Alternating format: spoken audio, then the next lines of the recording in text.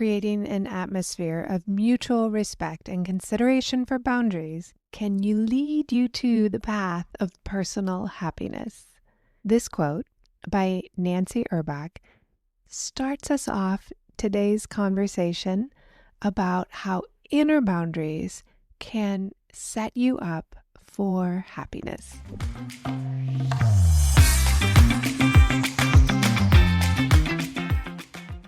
Welcome to the Modern Creative Woman podcast. I'm Dr. Amy Backos, your hostess on this audio creativity journey. If you have yet to listen to last week's episode on boundaries, go back and start there because we are picking up on a month of inner and outer boundaries. Today is all about the inner boundaries, and it is the agreement that we set up with ourselves that allows us to maintain self-respect, happiness, and of course, well-being.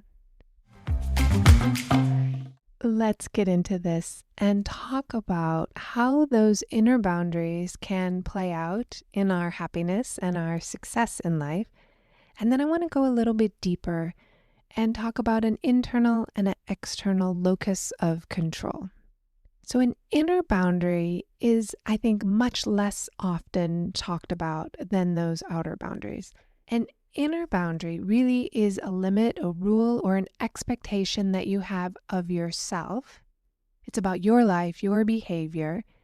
And this inner boundary acts as a filter to sort through your emotions, your responses, and your actions. Part of an inner boundary is learning to set limits with others on the outside, but the inner boundary comes first. We may need to say no to extra commitments, but if we say yes, it can cause a whole host of problems. Now, if someone asks you to volunteer at an event, when just the night before you were thinking, oh my gosh, I'm so busy, I'm doing so many things, I need to pull back. Someone asks you for help, and out of guilt, out of old habit, out of not wanting to look bad or wanting to people please, we say yes. We go do the volunteering and end up doing more and staying longer. And all of a sudden, we're mad that that person is taking advantage of our kindness. And they're using us because they know we will say yes, we will help. It's not the other person's fault for asking. It's our fault for saying yes when the reality is we should have said no so that we could be more refreshed, have alone time, have downtime, catch up on our laundry. Anything that is important to us needs to have time. Plus, to exist, we need to have downtime. We are performing poorly when we overschedule ourselves. There's just no way around it. Our performance suffers. The more we do, the less we do it well. So I hope that part is clear, that it's not the other person's fault for asking. It's not their job to say, oh, I bet you're busy, you shouldn't take this on. It's their job to ask for help at the event. And it's your job to say, thank you for thinking of me. I'm unavailable for this project. And that we get mad at them instead of at ourselves for violating our own inner boundary. Let me give you some more examples around how inner boundaries work. They offer self-protection. It's not just that barrier that we filter things through, but they work as a little barrier to protect us. And it protects all of us from ourselves and others. It protects us from our own bad decisions, our own overextending ourselves. A self-commitment is self-preservation. Internal boundaries are also an essential part of self-care. They allow you to prioritize your needs and your well-being. It is part of everybody's wellness plan to follow through with what they know is important to them. Sometimes college students show up at college, there's so many things to do. There's an event every evening. There's friends calling and asking to go out. And they discover that they don't have any clean laundry and they are not doing so well in their classes because they failed to set that inner boundary, the self-discipline of I'm here to learn and have fun, and so I need to balance those two things. Setting aside a day where nothing is scheduled became necessary for me when I was in college, and I've always tried to keep that a day that's just at home and allowing me to putter around the house, take care of things that have been neglected. It might be cleaning or laundry, but it also might be finishing that book that I started 2 weeks ago, and why have I yet to finish it? That kind of inner boundary for me is around self-care, self-preservation, finding time to get a little unstimulated where there's nothing pressing. Let me give you some more examples. You may not find that you need a whole day, or that's not your problem. You already have a day to yourself. But here's some examples of when we fail to hold our own inner boundary. When we say yes to too many things, when we take on someone else's negative emotions, we kind of absorb the feelings of others. When we say things like, I'll sleep when I'm dead. That's a terrible inner boundary. When self-criticism is dictating our decisions, you have to do this, is a sure sign that we need a little more inner boundary. Minimizing our emotions and minimizing our need for time or space or privacy. Not forgiving ourselves when we make a mistake is a terrible lack of boundary. Sacrificing really important things, time spent somewhere else, means we have to give up time doing other things that we love. And when we give up things that we love to please someone else, it's time for a boundary. And just being too lackadaisical with yourself. I'll try tomorrow. I'll start my exercise tomorrow. I'll call that person tomorrow. I'll follow up on that tomorrow. Forever is tomorrow means you need a boundary.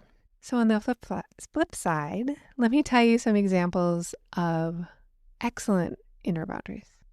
I have 7 powerful ways that you can start to cultivate your inner boundaries with a little bit of ease and a little bit of peace. So first, saying no to extra activities or commitments that extend you past what you have planned for is really a great inner boundary. If you commit to going to do something for 2 hours, then go home after 2 hours. Don't keep staying. Another great example of an inner boundary is not taking on someone else's negative energy. Somebody in a bad mood at work, you can figure out ways to develop a barrier so that you're not absorbing their negative vibe. Third one, setting limits on your time and your energy.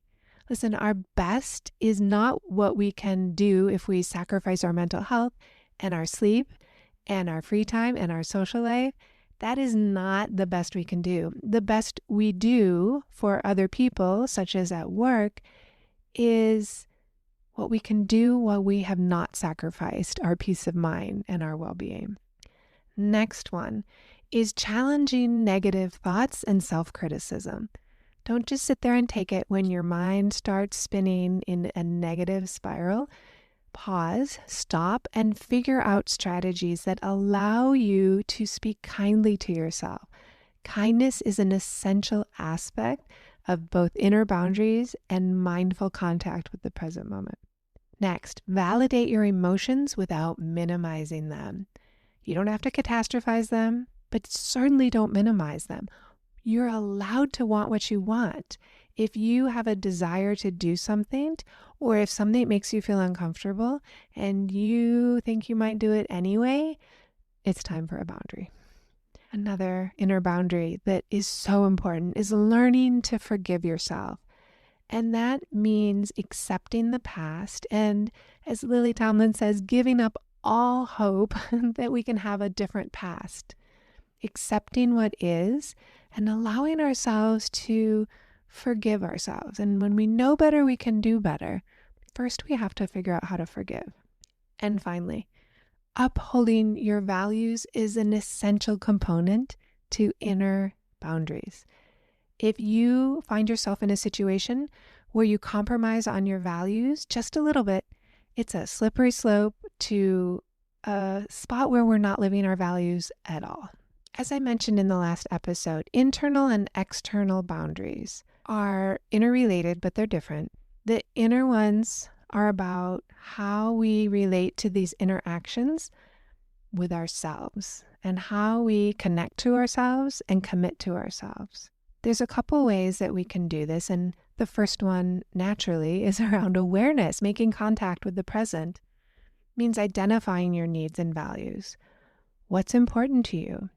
Are you taking the steps that you need to take to feel happy, safe, fulfilled? Next is doing a little bit of a deep dive so that you recognize your emotional triggers. And it becomes an inner boundary when you're able to say, gosh, that always pushes my button. That I'm triggering myself every time this person says that thing. Oh, when they say that, that's a trigger to me. And the more you know about your triggers in an emotional situation, the better. And I want to differentiate between a psychological trauma trigger where someone is feeling as if things are happening to them in the same way that the trauma happened to them. That's a psychological trigger. We can have emotional reactions, kind of like a knee-jerk reaction, say every time someone does something. And I think of that more as like it pushes our buttons, or we allow our buttons to be pushed by that behavior. Trigger really is a psychological symptom. And the third aspect of self-awareness then is paying attention to your body. What is happening when you're feeling an emotion? Where do you notice it in your body?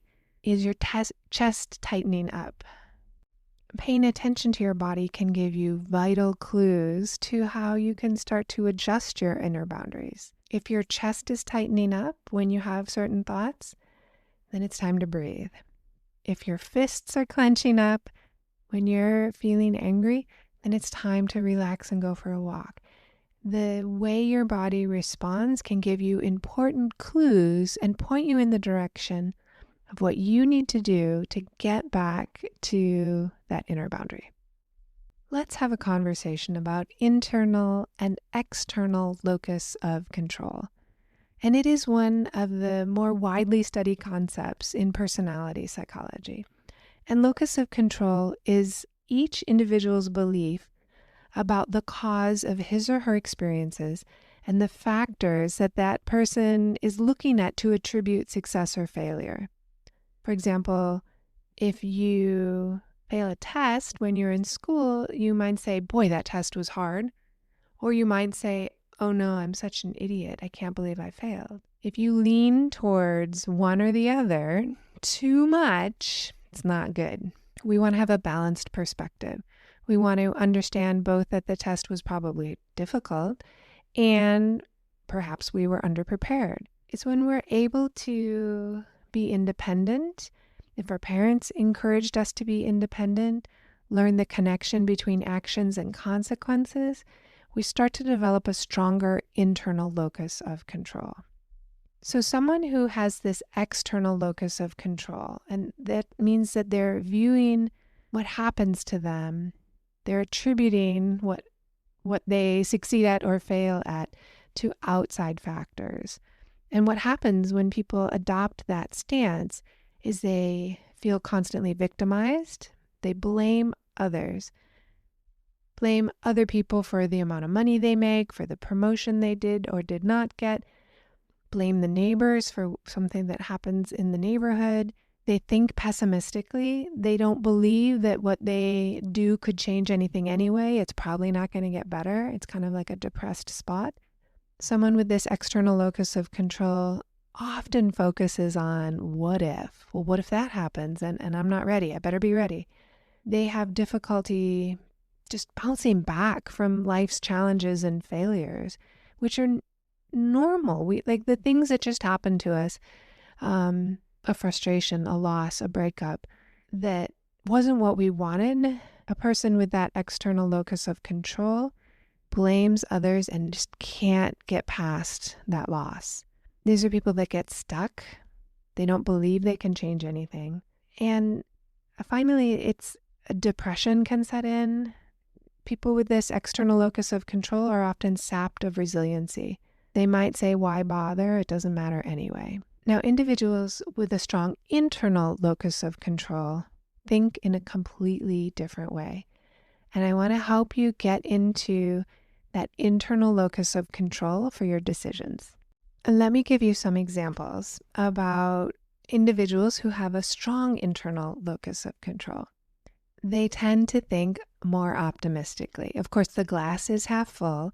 They see potential opportunities. They are mindful of cultivating gratitude. And if you need a little help in that area, do check out my gratitude workbook. It's absolutely free. You can find it in the show notes. A woman with an internal locus of control is able to expect and anticipate and respond flexibly to life's natural ups and downs. A woman with this kind of control locus also demonstrates resilience, and they can, just recover a little more quickly when there's a setback. That there's no brushing of emotions under the rug. There's no resentment towards themselves. There's no poor me. It's being able to acknowledge, respond to what's happening, and move through setbacks. They also have the ability to accept responsibility for their own happiness. If you remember my interview with Dr. Amy Cogé, we talk all about this.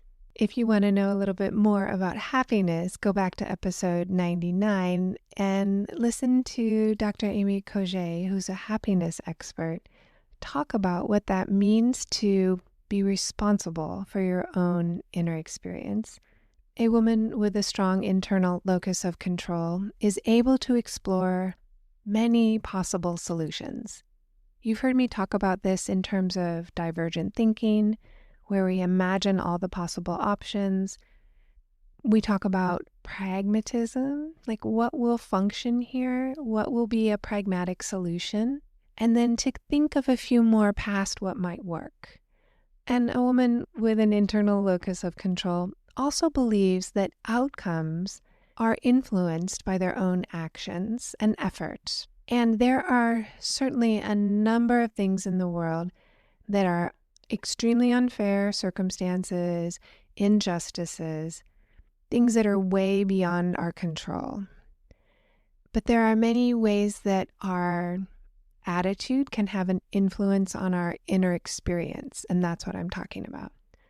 The idea that we can be in control of our reactions is an example of an internal locus of control. So how do you get from this external locus to an internal locus of control? One really simple strategy is consider your language. If you say things like, oh, there's nothing I can do, I had no choice, you're telling your brain to keep thinking from that external locus of hopelessness. Shifting your language is a very powerful and important tool in shifting your psychology. When I was a client of Dr. Amy Cogé in her happiness makeover, there were words that she banned from my vocabulary that were so focused on negativity and pessimism. And I had to rethink every time I wanted to say things like don't, can't, won't, shouldn't. And she each time would ask me to rephrase what I was saying. So this idea that language has a big influence over what we do and what we believe is absolutely true. There's decades and decades and decades of research on this. And as human beings, we tend to over-rely on the language centers of our brain.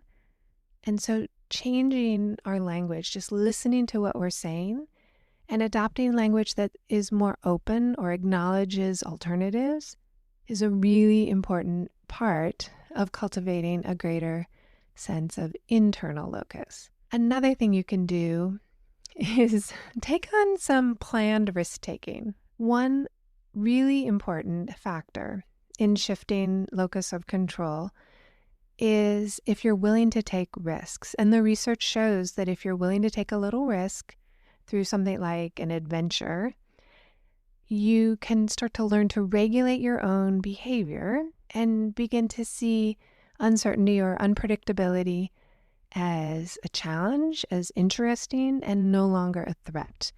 You could schedule a day to yourself where you don't have anything planned and you'll do whatever you feel like it. And it's not planned, but you know you're going to do something that you want to do, enjoyable. That's a little bit of a risk. It's unstructured. So if you're struggling with too much structure, that's an option. We've all heard about or gone on high adventure team building activities. And an adventure doesn't have to be climbing the ropes or doing some kind of trust fall. It's not that complicated. An adventure is hopping on the train and heading downtown. It's doing something that's just not so structured. Another thing you can do is learn to fail gracefully. We're all human. We're all going to fail at something, sometimes, and probably a lot.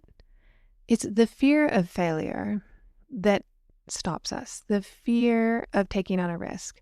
We worry we might lose our ability to recover. We worry that we'll be embarrassed or ashamed, that we'll never figure it out. And when women are too concerned, we stop ourselves from starting a business, taking a trip, and just know that failing is part of it, and we can decide how we want to feel about it in advance. That healthy internal locus of control means accepting that not everything is within our control.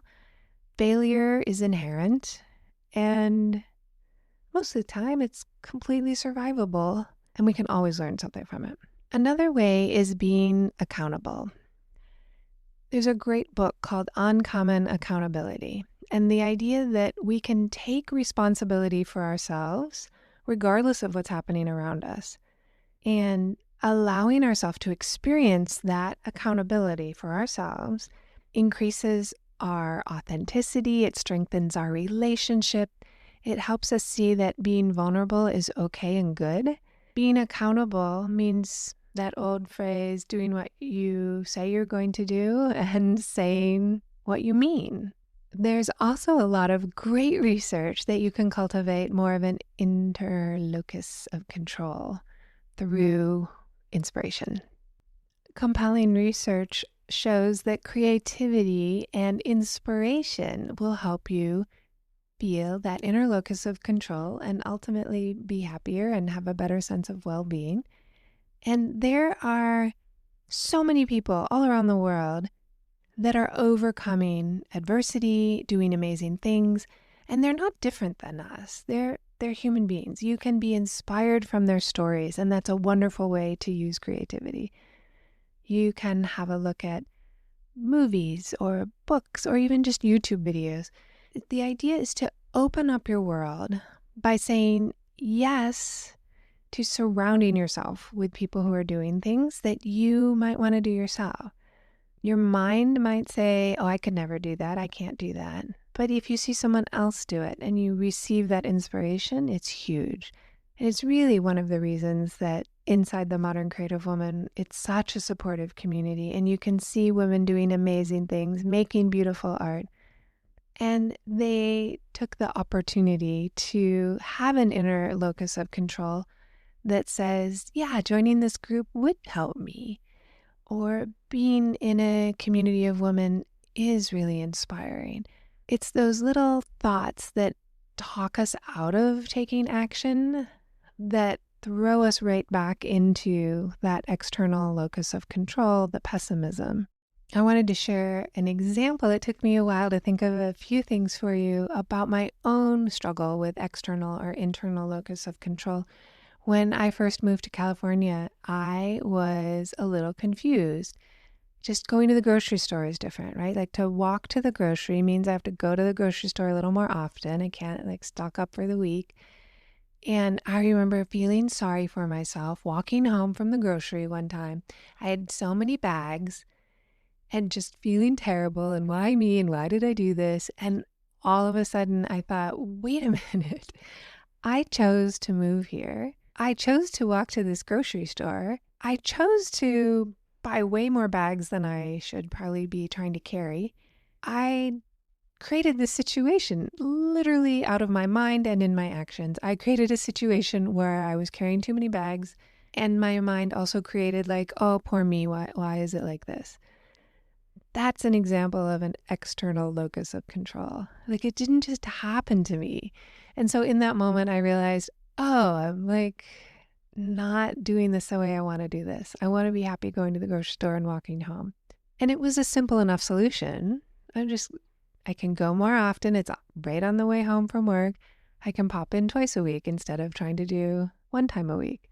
And it was great. It's actually better. The food is fresher throughout the week.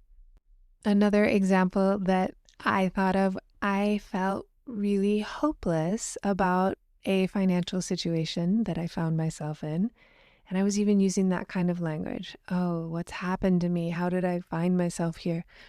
As if it wasn't my own doing to take out a student loan and go to school and figure out how to pay it back. I felt like a victim of the circumstance. And I thought, well, I'm just going to die with this loan. And one day I thought, oh, wait, I'm like thinking about this in the worst possible way. And it's not going to get any better the more I position myself as a victim of some circumstance. Nothing's going to change. I won't take any action to make anything different. That was really helpful because then I did take action to pay it off. It's a really self-fulfilling kind of experience to have these extreme examples where it really was almost from one day to the next or in the grocery example, one moment to the next, where I was able to assume that personal responsibility aspect for my reaction. I'm responsible for my reaction. I'm responsible for the choices that I made. And again, I don't want anyone to apply this to injustices or social situations where they were victimized. That's not what I'm talking about. I'm talking about that inner experience in how you want to think and that inner locus of control that is about how you want to respond to the current circumstance. Now more than ever, it's imperative that we respond to our current circumstances in a way of our choosing, that we can take action. We can be responsible for our action. We can be responsible for our attitude. There are circumstances beyond our control, and yet we have the ability to be responsible for what we show up with, how we talk to other people, etc., and then how we think about solving our problems. I hope this episode helped you take some interest in eliminating those external pessimistic strategies and really learn to look for opportunities where you can use your internal locus of control. Each time you practice that internal locus of control, that muscle gets stronger and stronger. Have a wonderful rest of your week. Now that you know about how to use your creativity, what will you create? Want more? Subscribe to the Modern Creative Woman digital magazine. It's absolutely free and it comes out once a month. And I know you can get a lot out of the podcast and the digital magazine. Yet when you're ready to take it to the next level, I want you to know you have options inside the membership. And if you're interested in a private consultation, please feel free to book a call with me. Even if you just have some questions, go ahead and book a call. My contact is in the show notes, and you can always message me on Instagram. Do come find me in the Modern Creative Woman on Instagram, Facebook, and Pinterest at Dr. Amy Bacos. If you like what you're hearing on the Modern Creative Woman podcast, I want to give you the scoop on how you can support the podcast. You can be an ambassador and share the podcast link with 3 of your friends. You can be a community supporter by leaving a 5-star review if you think it's worth the 5 stars. And you can become a Gold Star supporter for as little as $3 a month. All those links are in the show notes. Remember to grab your free copy of the 21-Day Gratitude Challenge. The link is in the show notes, and you can find it at moderncreativewoman.com. Have a wonderful week, and I cannot wait to talk with you in the next episode.